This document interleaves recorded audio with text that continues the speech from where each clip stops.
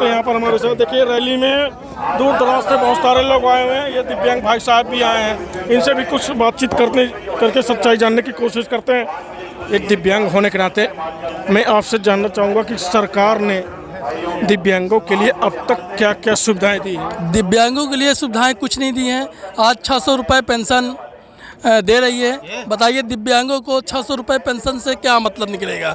यहाँ तक कि ये चाय पीने के लिए गुजारा भत्ता नहीं दे रही है। बेरोजगारों को रोज़गार नहीं दे रही है। जो पढ़े लिखे हैं उनको भी रोज़गार नहीं दे रही है। आज गुना जिला में विकलांग आंदोलन कर रहे हैं, वो भी हाथ पैर पैदल चल के, लेकिन कोई प्रशासन उनकी सुनने वाला नहीं है। सिर्फ उनकी मांग क्या है, वो अपना अधिकार लेना चाहते हैं कि हमारी पेंशन बढ़ा दी जाए और हमें जो पढ़े लिखे हैं रोज़गार दिया जाए, और हमारी जो प्राइवेट कंपनी है, सरकारी कंपनी है, जो भी है, उसमें हम लोगों को जो जगह निश्चित की जाती है 6%, वो हम आरक्षण तो सरकारी भर्ती में तो आप लोग को आरक्षण तो मिलता है, लेकिन आरक्षण मिलता है नाम के लिए बस। और नाम क्या है बस? मिला नहीं, आरक्षण मिलता कि नहीं मिलता? आरक्षण 6% मिलता है, लेकिन नाम के लिए। जब भर्ती होती है तो वहाँ आरक्षण हटा दिया जाता है। सिर्फ एक कानून से बढ़कर किसका हाथ है जो आप कह रहे हैं आरक्षण होता? सिर्फ नाम भर का आरक्षण। आज इतने दिव्यांग है, बताइए किसको कानून से बढ़कर किसी का हाथ है? ये बताइए, हमको बता तो दीजिए। आज इतने दिव्यांग जो हैं, किनको रोजगार मिल रहा है बताइए? गली गली बेचारे रोजगार के लिए भटक रहे हैं, लेकिन पढ़ लिख कर MA कर रहे हैं, BA कर रहे हैं, किसी को रोजगार नहीं मिल रहा है। अच्छा, बेरोजगारी की हालत बढ़ से बदतर होती जा रही है आपके मध्य प्रदेश में? बहुत ज़्यादा हो रही है बेरोजगारी को लेकर के इन्होंने जो बात कही, विधानसभा में भी एक मंत्री महोदय से जब पूछा गया था तो उन्होंने बताया था कि श्रम पोर्टल पर कुल 40 लाख पंजीकृत बेरोजगारों में से केवल इन 4 सालों में हमने 21 लोगों को नौकरी दे पाई है। यहाँ पर भी देखिए एक दिव्यांग महोदय जी हैं, यहाँ पर हर एक लोग आए हुए हैं और हर एक से सच जानने की। अभी मैं एक दिव्यांग भाई साहब से बात कर रहा था, उन्होंने बताया कि शिवराज चौहान सरकार ने दिव्यांगों के लिए आरक्षित पदों पर भर्तियां निकालती है, लेकिन वो आरक्षण का लाभ दिव्यांगों को नहीं मिलता है। ऐसा कहीं भी नहीं है सर, कहीं भी। कहाँ भर्ती निकली है बताइए? आज माने 5 साल 4 साल हो गए, कहाँ भर्ती निकली? किस चीज में भर्ती नहीं निकली है? किस चीज का भर्ती निकाले हैं? अरे 1 लाख नौकरियों का वादा हुआ था, कहीं भी नहीं है। ये सब छलावा है, छलावा। वादा छलावा है। हाँ, छलावा है। ये बताइए, वादा तो वादा है, वादा टूट जाता है। टूट जाता है। ये बताइए सर, मैं आपसे ये पूछना चाहता हूँ कि सरकार सबके लिए बोल रही है कि 1000 देंगे, ये सब देंगे, लेकिन सबसे पहले तो दिव्यांग न होते हैं। भाई लड़की देखिए, लेडीज हो गई तो उसके लिए तो कोई न कोई सहारा होता है। दिव्यांग का कौन सहारा है? मेरा तो बाप भी मर गया, मेरा कोई नहीं। मेरी माँ भर है 70 साल की, बताओ कौन है मेरा सहारा? कोई नहीं सहारा। तो बताइए, शिवराज जी तो बोलते हैं हम दिव्यांगों के सहारे हैं, बनाओ के सहारे हैं। कोई सहारा नहीं, सब झूठ है। हमको ITI कराया गया, कंप्यूटर का, माने इन्हीं मुख्यमंत्री थे, और माननीय श्री राहुल जी उस समय कलेक्टर साहब थे, समझ रहे हैं आप?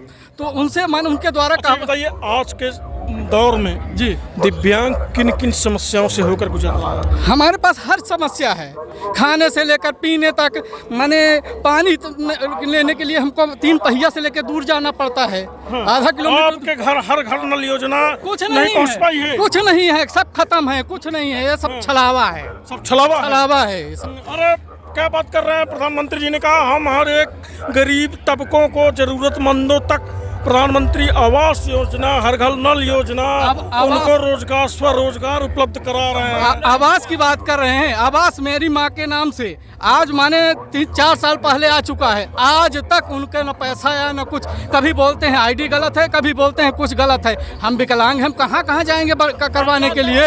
हैं गाँव में हमारे आपके घर पर संबंधित अधिकारियों ने आपकी सुध लेने की कोशिश की? कभी नहीं, आज तक नहीं। यहाँ तक मैं सेक्रेटरी, सरपंच सबसे बोलता हूँ, कोई सुनने वाला नहीं। तो हमको 3-4 किलोमीटर दूर जाना पड़ता है गल्ला लेने के लिए, जो मिलता है राशन, हमको 4 किलोमीटर दूर जाना पड़ता है। अब सोचिए, अब हम अगर एक दिन कोटेदार नहीं आया वहाँ से वापस आते हैं तो हमारी क्या हालत होती है, हैं? यहाँ पर अभी मैंने आपसे एक से मुलाकात करवाई, एक और दिव्यांग से मुलाकात करवाई थी। सोच सकते हैं कि मध्य प्रदेश में दिव्यांगों की क्या परेशानी होगी, इन दोनों के साथ जो परेशानी। देखिए ये देखिए अंध भक्त है। भीड़ में से सबने हाथ उठाया, लेकिन इस महाशय भी नहीं हाथ उठाया। अंध भक्तों की पहचान क्या होती है, अंध भक्तों की बात क्या होती है? अंध भक्तों की यही पहचान है कि वो लोग सामने वाले को नहीं पहचान पाते कि हमारा वो कैसा है, समझ रहे हैं आप? यही अंध भक्तों की पहचान है। अंधभक्ति को प्रमाण किसने दिया भारत में? अंधभक्त शब्द को किसने फैलाया भारत में? अंधभक्त को बढ़ावा किसने दिया भारत में? सरकार के अलावा दूसरा कौन दे सकती है? सरकार ने दिया मतलब? हाँ, जी। अच्छा, सरकार में तो कई लोग होते हैं, किसका नाम लेंगे? अब सवाल मान लीजिए जिसकी सरकार है, जो सही बोलेंगे उनके लिए नहीं है। बड़ बोले यानी चपलूस। हाँ, समझ तो गए। चपलूसा समझ हम बस वही चपलूसा न कहते हैं। अब ये बताइए, हमारे जो विधायक माननीय श्री पटेल साहब जी हैं, 4 साल कहाँ थे? 4 साल कहाँ थे?